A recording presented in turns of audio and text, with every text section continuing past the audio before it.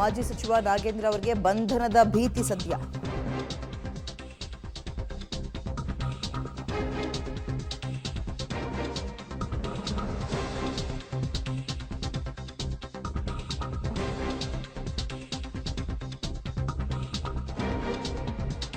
ಮಾಜಿ ಸಚಿವ ನಾಗೇಂದ್ರ ಅವರಿಗೆ ಬಂಧನದ ಭೀತಿ ಕಾಡ್ತಾ ಇದೆ ಸದ್ಯ. ಪ್ರಾಥಮಿಕ ತನಿಖೆ ವೇಳೆ ಹಣ ವರ್ಗಾವಣೆ ಮತ್ತು ಹವಾಲಾ ಬಗ್ಗೆ ಮಾಹಿತಿಯನ್ನು ಇಡಿ ಅಧಿಕಾರಿಗಳು ಪಡೆದುಕೊಂಡಿದ್ರು. ಹಾಗಾಗಿ ಈ ಸಿಬಿಐ ಮತ್ತು ಇಡಿ ತನಿಖೆಯ ದಾಖಲೆಗಳ ಆಧಾರದ ಮೇಲೆ ರೈಡ್ ಮಾಡಿದ್ದಾರೆ. ಪಿಎಂಎಲ್ಎ ಹಾಗೂ ಹವಾಲಾ ದಾಖಲೆಗಳು ಪತ್ತೆಯಾದ್ರೆ ನಾಗೇಂದ್ರ ಅವರ ಬಂಧನ ಬಹುತೇಕ ಖಚಿತ ಅನ್ನೋ ಮಾಹಿತಿ. ನಾಗೇಂದ್ರ ಅವರ ಬಂಧನ ಬಹುತೇಕ ಖಚಿತ ಅಂತ. ಹವಾಲಾ ಬಗ್ಗೆ ಎಲ್ಲ ಪ್ರೂವ್ ಆದ್ರೆ ಅನ್ನೋದಕ್ಕಿಂತ ಹೆಚ್ಚಾಗಿ ಸ್ವಲ್ಪ ದಟ್ಟವಾಗಿ ಇನ್ನೂ ಸಾಕ್ಷ್ಯಗಳು ಲಭ್ಯ ಆದ್ರೆ ಇಡಿ ಅಧಿಕಾರಿಗಳಿಗೆ ಈ ಸಂದರ್ಭದಲ್ಲಿ ಅವ್ರನ್ನ ಮುಲಾಜಿಲ್ದೆ ಅರೆಸ್ಟ್ ಮಾಡ್ತಾರೆ. ಆರಂಭದಲ್ಲಿ ಕೇಳ್ತಾರೆ ಇದು ಹೇಗೆ, ಎಲ್ಲಿಂದ ಬಂತು, ಎಷ್ಟು ಹಣ, ಯಾರ ಕಡೆಯಿಂದ ಬಂದಿದ್ದು, ಅವ್ರಿಗೆ ಬೇಕಾದಂತಹ ಎಲ್ಲ ಪ್ರಶ್ನೆಗಳನ್ನ ಕೂಡ ಕೇಳ್ತಾರೆ. ಹೆಚ್ಚಿನ ಡೀಟೇಲ್ಸ್ ನಮ್ಮ ಪ್ರತಿನಿಧಿ ಉಮೇಶ್ ನೀಡ್ತಾರೆ. ಉಮೇಶ್, ಸದ್ಯಕ್ಕೆ ನಾಗೇಂದ್ರ ಅವರಿಗೆ ಕಂಟಕ ಆಗುತ್ತೆ ಅನ್ನುವಂತಹ ಅಂಶಗಳು ಯಾವುದು? ನೆನ್ನೆ ಒಂದು ಆಡಿಯೋ ವೈರಲ್ ಆಗಿತ್ತು, ಅದರಲ್ಲೂ ಕೂಡ ನಾಗೇಂದ್ರ ಅವರ ಹೆಸರು ಪ್ರಸ್ತಾಪ ಆಗಿತ್ತು. ಇವೆಲ್ಲವೂ ಸೇರಿ ನಾಗೇಂದ್ರ ಅವರಿಗೆ ಕಂಟಕ ಆಗೋ ಸಾಧ್ಯತೆ ದಟ್ಟವಾಗಿದೆ ಅಂತ ಕಾಣಿಸ್ತಾ ಇದೆಯಾ? ಬಂಧನದ ಭೀತಿಯನ್ನು ಎದುರಿಸ್ತಾರೆ ಅನ್ನೋದು ಕನ್ಫರ್ಮ್ ಆಗ್ತಾ ಇದೆಯಾ?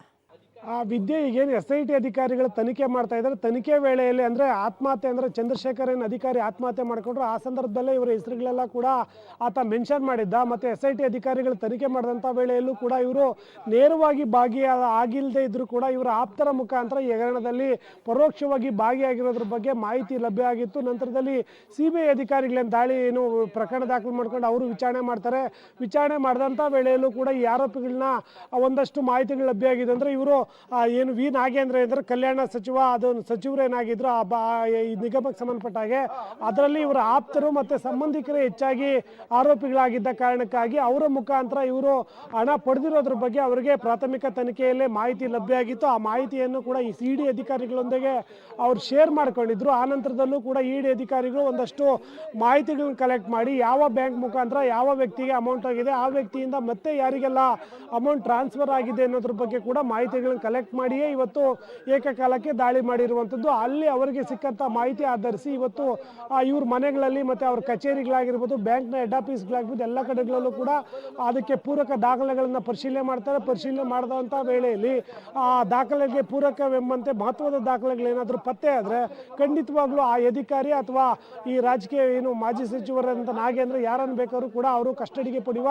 ಆ ಸಾಧ್ಯತೆ ಹೆಚ್ಚಾಗಿರುವಂಥದ್ದು. ಹಾಗಾಗಿ ಇಲ್ಲಿವರೆಗೂ ಪತ್ತೆ ಆಗಿರುವಂಥ ದಾಖಲೆ ಆಧರಿಸಿ ಮತ್ತು ಅವ್ರ ಮನೆಗಳಲ್ಲಿ ಮತ್ತು ಅವ್ರ ಬ್ಯಾಂಕ್ ಅಕೌಂಟ್ಗಳಾಗ್ಬೋದು, ಅವ್ರ ಮೊಬೈಲ್ಗಳಲ್ಲಿ ಇರುವಂಥ ಕಾಂಟ್ಯಾಕ್ಟ್ ಲಿಸ್ಟು, ಅಲ್ಲಿರುವಂಥ ಕೆಲವು ದಾಖಲೆಗಳು ಎಲ್ಲವನ್ನು ಕೂಡ ಪರಿಶೀಲನೆ ಮಾಡ್ತಾರೆ. ಆ ಪರಿಶೀಲನೆ ಸಂಜೆ ತನಕನೂ ಆಗ್ಬೋದು ಅಥವಾ ನಾಳೆ ತನಕನೂ ಆಗ್ಬೋದು. ಅಂದರೆ ಅಲ್ಲಿ ಏನು ದಾಖಲೆಗಳು ಸಿಗ್ತವೆ ಅನ್ನೋ ಆಧಾರದ ಮೇಲೆ ಈ ರೈಡ್ ಎಷ್ಟು ಗಂಟೆಗಳ ಕಾಲ ನಡೆಯುತ್ತೆ ಅನ್ನೋದು ಗೊತ್ತಾಗುತ್ತೆ. ಲಾಂಗ್ ಟೈಮ್ ಏನಾದರೂ ಏನು ರೈಡ್ ನಡೆದರೆ ಅಲ್ಲಿ ದಾಖಲೆಗಳು ಹೆಚ್ಚಾಗಿ ಸಿಕ್ಕಿದ್ದಾವೆ ಅನ್ನೋದನ್ನು ನಾವು ಭಾವಿಸ್ಕೋಬೇಕಾಗುತ್ತೆ. ಅದರಂತೆ ಅವರನ್ನು ಬಂಧನ ಮಾಡುವಂಥ ಸಾಧ್ಯತೆ ಕೂಡ ಇರುವಂಥದ್ದು.